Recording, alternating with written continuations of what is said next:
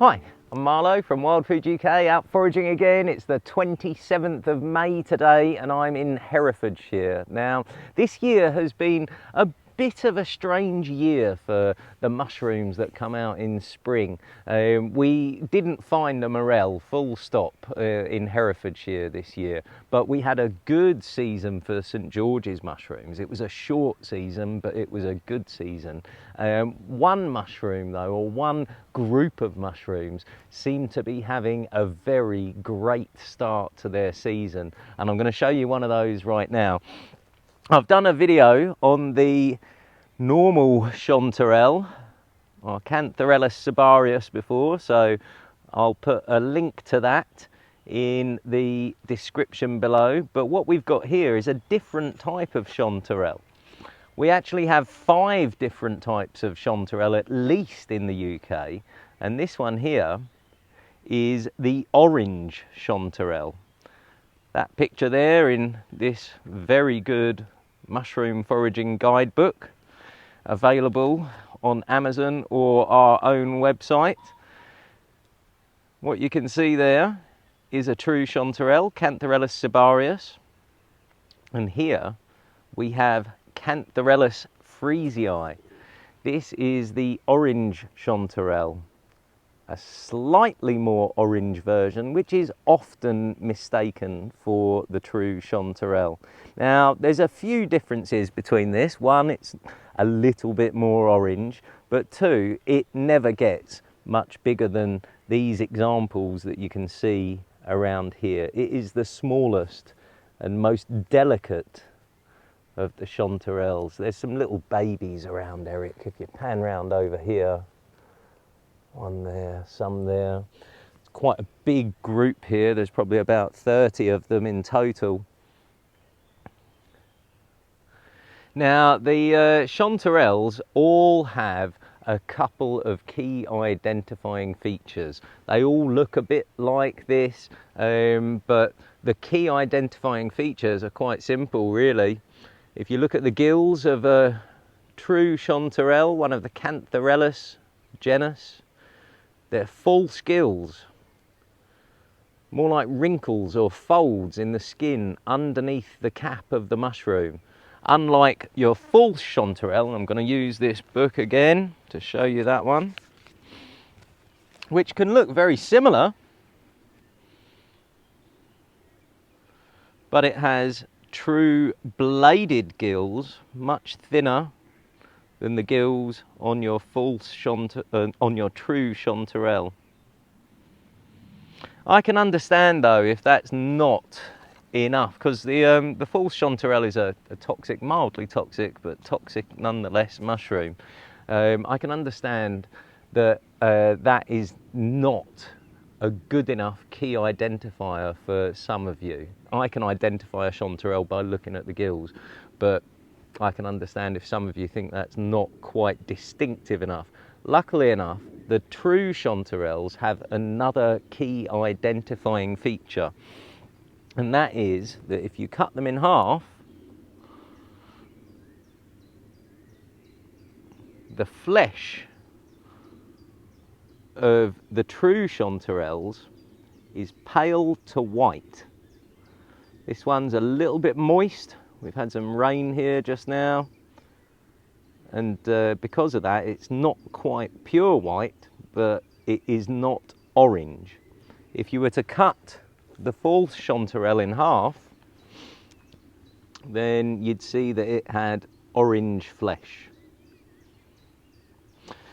The false chanterelle is not the worst lookalike though for these mushrooms. The worst or most dangerous lookalike is actually the jack-o'-lantern. In the UK we get Omphalotus illudens, not Omphalotus hilarius. It's called the jack-o'-lantern because it glows in the dark. It's a wonderful bioluminescent mushroom, but this one is highly toxic, potentially even deadly. So you do not want to mistake your chanterelles for a jack-o'-lantern. The jack-o'-lantern grows mainly out of chestnut, whereas true chanterelles like mossy woodland, particularly with birch and beech, but they will grow with other trees as well. Moss seems to be a kind of key thing for their habitat though. If you want to go out and find chanterelles, you want to find a mossy woodland. That's where you're most likely to get lucky with these beautiful little golden gems of the forest. Now, from a culinary point of view, they're a fantastic mushroom. You use them almost like any other mushroom, but they're a little bit sweeter and a little bit tastier. They're one of the few mushrooms that I actually like to pickle. I think pickling personally is something that foragers do with things that don't taste very good, just to make them taste a little bit nicer. But pickled chanterelles is something I really, really enjoy. We've done a few videos on chanterelle recipes, so check the channel for those. But the chanterelle is a mushroom that I will use like almost any other mushroom, and it's just a little bit tastier and certainly adds a little bit more colour to your dish.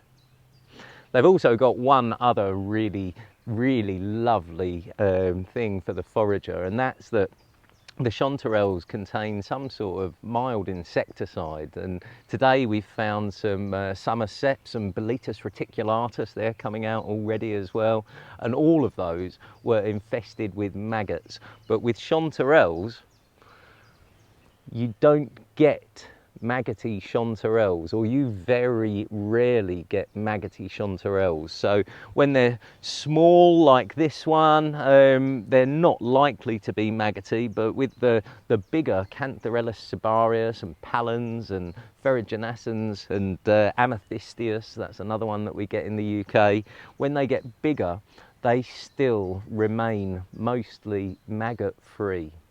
So get out this year and look for chanterelles, because I think, based on the weather that we've been having and what I have seen so far, that this is going to be a year for chanterelles. We get that in the mushroom world. Much like trees, they have what are called mast years, where they'll produce more nuts or fruit in certain years. It could be to do with just a cyclical thing. It could be to do with environmental factors. With mushrooms, I think it's mainly to do with the conditions that you get at different times of year. It could be a combination of all of those things, but this year certainly so far looks like it's going to be a year for chanterelles.